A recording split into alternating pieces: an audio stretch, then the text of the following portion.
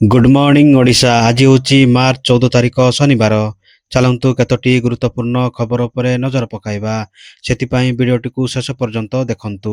आउ जदि चैनल रे नुआरू आछंती ताहेले सब्सक्राइब करी बेल आइकन टिकु दबाई दियंतु, जा फल रे नुआ नुआ अपडेट सर्वप्रथमे पाई परिबे। आजिर प्रथम खबर होची चाषी खाता को आसिला पीएम किसान 22तम किस्ती।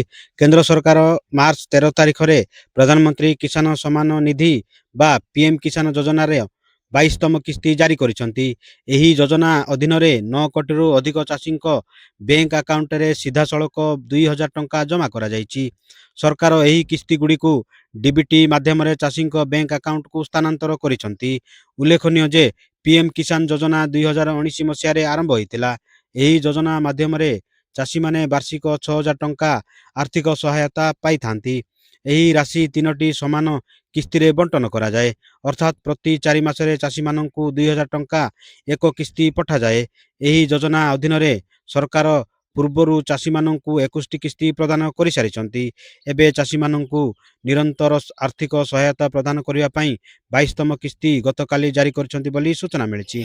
परवर्ती खबर सरीगलाणी गैस हेउनी सिलिंडर बुकिंग। गत किछि दिन धरी देशर किछि अंचल रे रसोई गैस रो संभाव्य अभाव नै चर्चा हेउथिबारु अनेक लोक चिंतित होई पड़िछंती, किंतु एथिरे चिंतित हेबार कोनोसी आवश्यकता नाही। ऑयल मार्केटिंग कंपनी माने टेक्नोलॉजी रो सहायता रे गैस बुकिंग प्रक्रिया को एते सहज कर दैछंती जे एबे गैस एजेंसी को जिबा किंबा लंबा लाइन रे छिड़ा हेबार आवश्यकता नाही। भारत गैस, इंधन गैस ओ एचपी गैस परी प्रमुख कंपनी माने ग्राहकों को सुविधा पाई कॉल, एसएमएस, मिस कॉल ओ व्हाट्सएप भली बहुत सहज डिजिटल सेवा आरंभ कर दैछंती। एही उपाय गुडिक द्वारा आपण घरे बसी किछि मिनिट रे गैस सिलेंडर बुकिंग करि पारबे बोली सूचना मिलिछि। परवर्ती खबर कोविड भली एही समय मध्य चाली जिवो। विश्व अस्थिरता मध्य रे देशवासी को आश्वासन देले पीएम नरेंद्र मोदी। मध्यप्राच्यर युद्ध को नहीं देशवासी को आश्वासन देइछंती पीएम मोदी। प्रधानमंत्री मोदी एक शिखर सम्मेलन रे कहिछंती जे आज विश्व एक कष्टकर समय दे गति करुछि, किंतु भारत द्रुत एवं स्थिर भाव में प्रगति करुछि। कौनसी देश एबे एही संकटरू दूर रे नुहे। आम भारत शक्ति सुरक्षा सुनिश्चित करने पाई समस्त प्रकार प्रयास करुछु। प्रधानमंत्री मोदी कहिछंती जे मोर 140 कोटी भारतीय को ऊपरे पूर्ण विश्वास अछि जे कोविड-19 समय परी आमे एही संकट को मध्य दूर करि पारिबु। आमर संकल्प स्पष्ट। विश्वर विभिन्न स्थान रे चलितिबा युद्ध जोगु नागरिक माने कोनोसी कष्टर सम्मुखीन हेबा उचित नुहे। भारत एही चैलेंज रो मुकाबिला पाई संपूर्ण प्रतिबद्ध एवं कोनोसी कसरत छाड़ी नाही। आमे अनेक मोर्चा रे सक्रिय भाव में कार्य करुछु। मु अनेक विश्व नेतांक सह कथा होइछि। आमे शक्ति जगाण श्रृंखल रे थिबा प्रतिबंध गुडी को दूर करिबा पाई निरंतर प्रयास करुछु बोली मोदी कहिछंती। परवर्ती खबर जनगणना रे ठीक तथ्य लिपिबद्ध करने को गुरुत्व। बरगड़ जल विभाजिका प्रकल्प निर्देशक सम्मिलनी कक्ष ठारे 2027 जनगणना पाई गुरुवार जिला स्तरीय जनगणना अधिकारी प्रशिक्षण कार्यक्रम अनुष्ठित हो जाइछि। अतिरिक्त जिलापाल मधुचंदा साहू अध्यक्षतार अनुष्ठित उक्त प्रशिक्षण शिविर रे डेप्यूटी कलेक्टर सुमति पंडा, परिसंख्यान विभाग अधिकारी एवं कर्मचारी उपस्थित रही जनगणनार विभिन्न विषय प्रशिक्षण नहीं। शिविर रे सूचना दिया जाइथिला राज्य जनगणना निर्देशालय द्वारा गत 10 तारिख रु मंगलवार पर्यंत प्रथम पर्याय जनगणना शिविर अनुष्ठित हो जाइछि। एथिपाई डिजिटल गणना व्यवस्था रहिबो, जेउथिरे जेकोसी व्यक्ति सेंसस पोर्टाल व्यवहार करी निजर समस्त तथ्य अपलोड करिबा परे एक रेफरेंस नंबर पाई परिबे बोली सूचना दिया जाइछि। परवर्ती खबर संध्यारे झुलुची ताला, बिना डाक्तरे कि भली चलीची चिकित्सा। पारादीप सहरांचल प्राथमिक स्वास्थ्य केन्द्र चकाचक कोठा 1.5 वर्ष तले रंग होइथिला। एबे पुणी 4 मास पूर्वरु चकाचक रंग दिया जाइछि। से स्वास्थ्य केन्द्र परिवेश को देखिले मन भरी जाउछि। हेले बिना डाक्तरे चलीची सहरांचल प्राथमिक स्वास्थ्य केन्द्र। 60,000 लोकंक पई रहिछि एही स्वास्थ्य केन्द्र, किंतु डाक्तर न आसी थिबारु फार्मासिस्ट और नर्स रे चलीची स्वास्थ्य केन्द्र। जदि फार्मासिस्ट कौनसी कारण छुट्टी रे रहिले स्टाफ नर्स संभालती मेडिकल। एभली विकल्प चित्र शिल्पनगरी पारादीप रे देखिबाकू मिलिछि। उक्त स्वास्थ्य केन्द्र जणे फिजियोथेरापी डाक्तर सोमवार रु गुरुवार आसुचंती। सोमवार जणे दांत डाक्तर आसुचंती। डेपुटेशन रे जणे एमबीए डाक्तर केतेबेले केमिति आसंती। पुणी तांकर जिला मुख्यालय हॉस्पिटल ଅନ୍ୟାନ୍ୟ ସ୍ୱାସ୍ଥ୍ୟ ଶିବିର ଆଦି କାର୍ଯ୍ୟକ୍ରମ ଥିଲେ ଆସନ୍ତି ନାହିଁ ବୋଲି ସୂଚନା ମିଳିଛି। ପରବର୍ତ୍ତୀ ଖବର, ସୁରୁଖୁରୁରେ ଚାଲିଲା ବିଧାନସଭା ଦ୍ୱିତୀୟ ପର୍ଯ୍ୟାୟ ବଜେଟ୍ ଅଧିବେଶନ। ସୁରୁଖୁରୁରେ ଚାଲିଛି ବିଧାନସଭା ଦ୍ୱିତୀୟ ପର୍ଯ୍ୟାୟ ବଜେଟ୍ ଅଧିବେଶନ। ଗୃହରେ ପ୍ରଶ୍ନୋତ୍ତର କାର୍ଯ୍ୟକ୍ରମ ଶୃଙ୍ଖଳ ସହ ଚାଲୁଛି। ସ୍କୁଲ ଓ ଗଣଶିକ୍ଷା ବିଭାଗ ପ୍ରସଙ୍ଗରେ ଚାଲିଛି ଆଲୋଚନା। ଉତ୍ତର ରଖିଛନ୍ତି ଗଣଶିକ୍ଷା ମନ୍ତ୍ରୀ ନିତ୍ୟାନନ୍ଦ ଗଣ୍ଡ। ସେପଟେ ଆସନ୍ତା ଶିକ୍ଷାବର୍ଷରୁ ପିଲାଙ୍କୁ ମିଳିବ ଶାରୀରିକ ଶିକ୍ଷା। ତୃତୀୟରୁ ଅଷ୍ଟମ ଶ୍ରେଣୀ ପିଲାଙ୍କୁ ମିଳିବ ଶାରୀରିକ ଶିକ୍ଷା। ଜାତୀୟ ଶିକ୍ଷାନୀତି 2020 ଅନୁଯାୟୀ ଶିକ୍ଷା ଦିଆଯିବ। ଡିଜିଟାଲ କ୍ଲାସରୁମରେ ଇ କଣ୍ଟେଣ୍ଟ ଦ୍ୱାରା ଶିକ୍ଷାଦାନ ଦିଆଯିବ ବୋଲି ସୂଚନା ଦିଆଯାଇଛି। ପରବର୍ତ୍ତୀ ଖବର, ଖାଉଟିଙ୍କୁ ମହଙ୍ଗା ମାଡ଼। 5 କେଜି ସିଲିଣ୍ଡର ପାଇଁ ଗଣିବାକୁ ପଡ଼ିବ 750 ଟଙ୍କା। ମଧ୍ୟପ୍ରାଚ୍ୟରେ ଯୁଦ୍ଧ ପରେ ଦେଖାଦେଇଥିବା ରନ୍ଧନ ଗ୍ୟାସ୍ ସଙ୍କଟ ଏବେ ସାଧାରଣ ଖାଉଟିଙ୍କୁ ନୟାନ୍ତ କଲାଣି। ପ୍ରଥମେ 19 କେଜିର ସିଲିଣ୍ଡର ବ୍ୟବହାର କରୁଥିବା ବ୍ୟବସାୟୀ ପ୍ରତିଷ୍ଠାନ ଓ ପରେ 14 କେଜିର ସିଲିଣ୍ଡର ନେଉଥିବା ଘରୋଇ ଗ୍ରାହକଙ୍କ ହଇରାଣ ହେଉଥିବା ବିଷୟ ସାମ୍ନାକୁ ଆସିଥିଲା। ଏବେ 5 କେଜିର ସିଲିଣ୍ଡର ବ୍ୟବହାର କରୁଥିବା ଲୋକ ନାନାଦି ସମସ୍ୟାର ସମ୍ମୁଖୀନ ହେଉଥିବା ଦେଖିବାକୁ ମିଳିଛି। ଯେଉଁ ଦୋକାନରେ ଏସବୁ ସିଲିଣ୍ଡର ରିଫିଲିଂ କରାଯାଏ ସେଠାରେ ବିଲକୁଲ ଗ୍ୟାସ୍ ସିଲିଣ୍ଡର ନାହିଁ।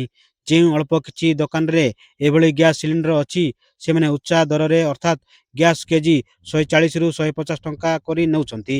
ପୂର୍ବରୁ ଯେଉଁ 5 କେଜିର ସିଲିଣ୍ଡର ଭରିବା ପାଇଁ 450ରୁ 500 ଟଙ୍କା ପଡ଼ୁଥିଲା ବେଳେ 750 ଟଙ୍କା ପଡ଼ୁଛି। ତାହା ପୁଣି କମ୍ ସ୍ଥାନରେ ଉପଲବ୍ଧ ହେଉଛି। ତେଣୁ ଏଭଳି ଗ୍ରାହକ ଏବେ ବେଳାଏ ରାନ୍ଧିବାକୁ ନୟାନ୍ତ ହେଉଛନ୍ତି ବୋଲି ସୂଚନା ମିଳିଛି। ପରବର୍ତ୍ତୀ ଖବର, ସୁବାସିନୀଙ୍କୁ ବୁଝାଇଲେ ନବୀନ, ଦଳରେ ତମର ଭବିଷ୍ୟତ ଉଜ୍ଜ୍ୱଳ। ତୁମେ ଗଣମାଧ୍ୟମରେ ଭଲ ବିବୃତ୍ତି ଦେଉଛ। ଦଳରେ ତମର ଭବିଷ୍ୟତ ଉଜ୍ଜ୍ୱଳ ରହିଛି। ଦଳୀୟ ଲାଇନରେ ଭୋଟ ଦିଆ, ନିର୍ବାଚନ ସରିଲେ ତମକୁ ପୁରସ୍କୃତ କରାଯିବ। ବସ୍ତା ବିଧାୟିକା ସୁବାସିନୀ ଜେନାଙ୍କୁ ବିଜେଡି ସଭାପତି ନବୀନ ପଟ୍ଟନାୟକଙ୍କ ନବୀନ ନିବାସ ଡାକି ଏମିତି ବୁଝାଇଥିବା ଜଣାପଡ଼ିଛି। ବାଲେଶ୍ୱରର ପୂର୍ବତନ ସାଂସଦ ରବୀନ୍ଦ୍ର ଜେନା ବିଜେପିରେ ମିଶିବା ପରେ ତାଙ୍କ ପତ୍ନୀ ତଥା ବସ୍ତା ବିଧାୟିକା ଶ୍ରୀମତୀ ଜେନା ରାଜ୍ୟସଭା ନିର୍ବାଚନରେ କାହାକୁ ଭୋଟ ଦେବେ ସେ ନେଇ ଆଶଙ୍କା ସୃଷ୍ଟି ହୋଇଛି। ନବୀନଙ୍କ ନିର୍ଦ୍ଦେଶକୁ ମାନିବୁ ବୋଲି ସୁବାସିନୀ କହୁଥିଲେ ବି ଭୋଟ ସମ୍ପର୍କରେ ସ୍ପଷ୍ଟ ମତ ରଖୁନାହାନ୍ତି। ଏହାକୁ ନେଇ ଦ୍ୱନ୍ଦ୍ୱ ବଢ଼ୁଥିବା ବେଳେ ଗୁରୁବାର ସନ୍ଧ୍ୟାରେ ସୁବାସିନୀଙ୍କୁ ନବୀନ ନିବାସ ଡାକି ନବୀନ ବୁଝାଇଥିଲେ। ବିଧାନସଭାରୁ ବିଧାୟିକା ପ୍ରମିଳା ମଲ୍ଲିକଙ୍କ ସହ ସୁବାସିନୀ ନବୀନ ନିବାସ ଯାଇଥିଲେ। ନବୀନଙ୍କ ସହ କିଛି ସମୟ ସୁବାସିନୀଙ୍କ ଆଲୋଚନା ହୋଇଥିଲା। ନବୀନଙ୍କ ନିବାସରୁ ବାହାରିବା ପରେ ସୁବାସିନୀ କହିଲେ, ନିର୍ବାଚନ ମଣ୍ଡଳୀ ସମ୍ପର୍କରେ କଥା ହେବାକୁ ନବୀନ ନିବାସ ଆସିଥିଲି ବୋଲି ସୂଚନା ଦେଇଥିଲେ। ପରବର୍ତ୍ତୀ ଖବର, ଚୀନ ପ୍ରଫେସରଙ୍କ ଭବିଷ୍ୟବାଣୀ। ଇରାନ ଯୁଦ୍ଧ ହାରିବ ଆମେରିକା। ଇରାନ ବିରୋଧରେ ଆମେରିକାର ଯୁଦ୍ଧ 13 ଦିନରେ ପହଞ୍ଚିଛି। ଯୁଦ୍ଧରେ ଆମେରିକା ଇରାନଠୁ ଆଶାତୀତ ପ୍ରତିରୋଧ ଓ କ୍ଷତି ସାମ୍ନା କରୁଛି। ରିପୋର୍ଟ ଅନୁସାରେ ଉପସାଗରୀୟ ଦେଶମାନଙ୍କରେ ଆମେରିକାର 17 ଠିକଣା ଉପରେ ଇରାନ ଧ୍ୱଂସଲୀଳା ରଚିଛି। ଏହି ସ୍ଥିତିରେ ଚୀନର ପ୍ରଫେସର ଜିଆଙ୍ଗ ସିଉକିଙ୍ଗ ଚର୍ଚ୍ଚାକୁ ଆସିଛନ୍ତି। ସେ ଭବିଷ୍ୟବାଣୀ କରିଛନ୍ତି ଏ ଯୁଦ୍ଧ ଆମେରିକା ହାରିଯିବ। 2 ବର୍ଷ ପୂର୍ବେ ବିଶ୍ଳେଷଣ ଆଧାରରେ ସେ କରିଥିବା ଭବିଷ୍ୟବାଣୀ ସତ ହୋଇଥିବାରୁ ତାଙ୍କର ତୃତୀୟ ଭବିଷ୍ୟବାଣୀ ଖୁବ୍ ଚର୍ଚ୍ଚିତ ହୋଇଛି। ପ୍ରଫେସର ଜିଆଙ୍ଗ ସିଉକିଙ୍ଗ ୟେଲୋ ୟୁନିଭର୍ସିଟିର ଜଣେ ବିଦ୍ୱାନ। ତାଙ୍କର ଭବିଷ୍ୟବାଣୀ ସମ୍ପର୍କିତ ରିପୋର୍ଟ ପାଲେଷ୍ଟାଇନ କ୍ରନିକଲରେ ପ୍ରକାଶ ପାଇଛି, ଯାହାର ବ୍ୟାପକ ପ୍ରସାର ହେଉଛି ବୋଲି ଖବର ମିଳିଛି। ପରବର୍ତ୍ତୀ ଖବର, ବାପାଙ୍କ ପରେ ପୁଅକୁ ଟାର୍ଗେଟ। କମାରେ ଇରାନର ନୂଆ ସର୍ବୋଚ୍ଚ ନେତା ଆକ୍ରମଣରେ କଟିଯାଇଛି ମଜତବାଙ୍କ 2 ଗୋଡ଼। ଇରାନର ନୂଆ ସର୍ବୋଚ୍ଚ ନେତା ଆୟାତୋଲା ମଜତବା ଖେମେନୀଙ୍କ ସ୍ୱାସ୍ଥ୍ୟାବସ୍ଥାକୁ ନେଇ ଅନେକ କଳ୍ପନା ଜଳ୍ପନା ଲାଗି ରହିଥିବା ବେଳେ ଆମେରିକା ରାଷ୍ଟ୍ରପତି ଡୋନାଲ୍ଡ ଟ୍ରମ୍ପ ବଡ଼ ବୟାନ ଦେଇଛନ୍ତି। ଟ୍ରମ୍ପ ଗୁରୁବାର କହିଛନ୍ତି ଯେ ଇରାନର ନୂଆ ସର୍ବୋଚ୍ଚ ନେତା ଜୀବିତ ଥାଇପାରନ୍ତି, କିନ୍ତୁ ସେ ଗୁରୁତର ଭାବେ ଆହତ ହୋଇଛନ୍ତି। ଫେବୃଆରୀ 28 ତାରିଖରେ ଆମେରିକା ଆକ୍ରମଣରେ ଆୟତୋଲା ଅଲି ଖେମେନୀଙ୍କ ମୃତ୍ୟୁ ହୋଇଥିଲା। ଏହି ଆକ୍ରମଣରେ ମଜତବା ଗୁରୁତର ଭାବେ ଆହତ ହୋଇପାରନ୍ତି ବୋଲି ରିପୋର୍ଟରେ ପ୍ରକାଶ ପାଇବା ପରେ ଆମେରିକା ରାଷ୍ଟ୍ରପତିଙ୍କ ଏହି ମନ୍ତବ୍ୟ ଆସିଛି। ଦି ସନ୍ର ଏକ ରିପୋର୍ଟ ଅନୁଯାୟୀ 56 ବର୍ଷୀୟ ଧର୍ମଗୁରୁ କୋମାରେ ଅଛନ୍ତି ଏବଂ ଆକ୍ରମଣରେ ଗୁରୁତର ଆହତ ହେବା ପରେ ଗୋଟିଏ କିମ୍ବା ଦୁଇଟି ଯାକ ଗୋଡ଼ ହରାଇଛନ୍ତି ବୋଲି ରାଷ୍ଟ୍ରପତି ଡୋନାଲ୍ଡ ଟ୍ରମ୍ପ କହିଛନ୍ତି ବୋଲି ସୂଚନା ମିଳିଛି। ପରବର୍ତ୍ତୀ ଖବର, ଟ୍ରମ୍ପଙ୍କୁ ତଗଡ଼ା ଝଟକା। ଇରାକରେ ଆମେରିକାର KC-135 ବିମାନ କ୍ରାଶ। ଇରାନ ସହ ଯୁଦ୍ଧ ମଝିରେ ଚତୁର୍ଥ ବିମାନ ଧ୍ୱଂସ। ଇରାନ ସହିତ ଚାଲିଥିବା ଯୁଦ୍ଧ ମଝିରେ ଟ୍ରମ୍ପଙ୍କୁ ବଡ଼ ଝଟକା।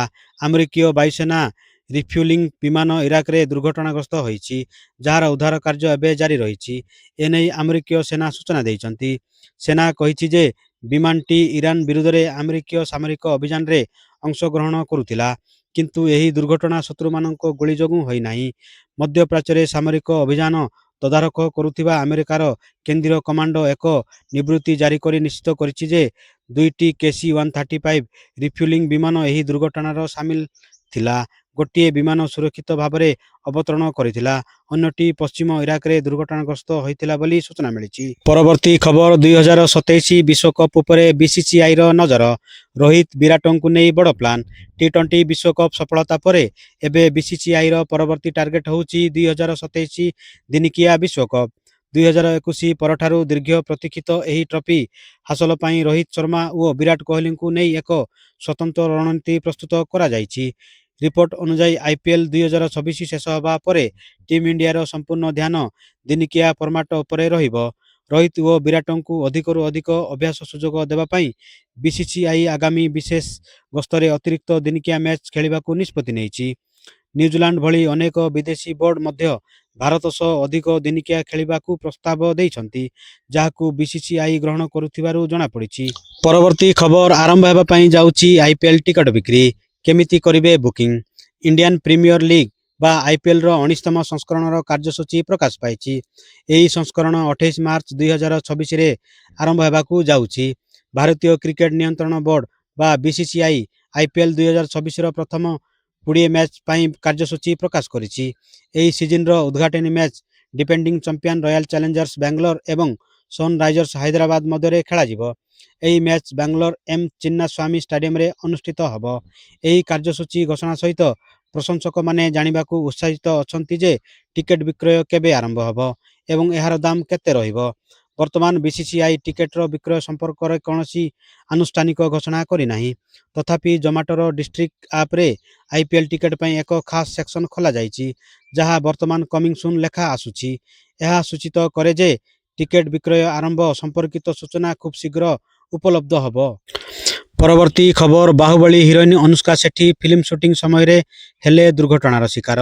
ସୁଟିଂ ସମୟରେ ଅନୁଷ୍କା ସେଠୀ ଗମ୍ଭୀର ରୂପରେ ଆଘାତ ହୋଇଛନ୍ତି। କହିବାକୁ ଗଲେ ଅନୁଷ୍କା ସେଠୀ ବହୁତ ଜଲ୍ଦି ଫିଲ୍ମ ସୈରା ନରସିମ୍ହା ରେଡ୍ଡି ଜରିଆରେ ଏକ ବଡ଼ ପରଦାରେ ଏକ ଦମଦାର ଅଭିନୟରେ ନଜର ଆସିବେ। ଫିଲ୍ମରେ ଅନୁଷ୍କାଙ୍କ ସହ ଚିରଞ୍ଜୀବୀ ମଧ୍ୟ ନଜର ଆସିବେ। ଏହି ଫିଲ୍ମର ସୁଟିଂ ସମୟରେ ଏକ ଦୁର୍ଘଟଣା ହୋଇଛି, ଯେଉଁଥିରେ ଅନୁଷ୍କା ଗମ୍ଭୀର ରୂପରେ ଆଘାତ ହୋଇଛନ୍ତି ଓ ତାଙ୍କର ଗୋଡ଼ର ହାଡ଼ ବି ଭାଙ୍ଗି ଯାଇଛି। ଏହାପରେ ଡାକ୍ତରମାନେ ଅନୁଷ୍କାଙ୍କୁ ବେଡ୍ ରେଷ୍ଟ ନେବା ପାଇଁ କହିଛନ୍ତି ବୋଲି ସୂଚନା ମିଳିଛି। ପରବର୍ତ୍ତୀ ଖବର ତେହେରାନରେ ଅଲବିଦା ଜୁମାରେ ବଡ଼ ବିସ୍ଫୋରଣ। ଇସ୍ରାଏଲ ବିରୋଧୀ ପ୍ରଦର୍ଶନ ପାଇଁ ଏକାଠି ହୋଇଥିଲେ ହଜାର ହଜାର ଲୋକ। ଇରାନର ରାଜଧାନୀ ତେହେରାନରେ ଚାଲିଥିବା ବିରୋଧ ପ୍ରଦର୍ଶନ ମଧ୍ୟରେ ବିସ୍ଫୋରଣ ଘଟିଛି। ଏହି ବିସ୍ଫୋରଣ ସେହି ସମୟରେ ହୋଇଥିଲା ଯେତେବେଳେ ତେହେରାନର ଫିରଦୌସି ସ୍କୋୟାରରେ ହଜାର ହଜାର ଲୋକ ଇରାନ ଓ ଆମେରିକା ବିରୋଧରେ ପ୍ରଦର୍ଶନ କରିବାକୁ ଏକାଠି ହୋଇଥିଲେ। ଆଜି ଇଦ୍ ପୂର୍ବର ଶେଷ ଜୁମା, ଯାହାକୁ ଅଲବିଦା ଜୁମା କୁହାଯାଏ। ଏହି କାରଣରୁ ମଧ୍ୟ ପ୍ରଦର୍ଶନରେ ବହୁ ସଂଖ୍ୟାରେ ଲୋକ ପହଞ୍ଚିଥିଲେ। ଏହି ସମୟରେ ଯେବେ ବିସ୍ଫୋରଣ ହେଲା ତ ଆତଙ୍କ ଖେଳିଗଲା ଏବଂ ଲୋକେ ଘଟଣାସ୍ଥଳରୁ ଫେରାର ହେବାର ନଜର ଆସିଥିଲା। ଆଜି ପାଇଁ ଏତିକି, ପୁଣି ନେଇକି ଆସିବି ଆଉ ଲଟେଷ୍ଟ ଅପଡେଟ୍। ସେ ପର୍ଯ୍ୟନ୍ତ ବିଦାୟ ନେଉଛି। ଜୟ ହିନ୍ଦ, ଜୟ ଭାରତ।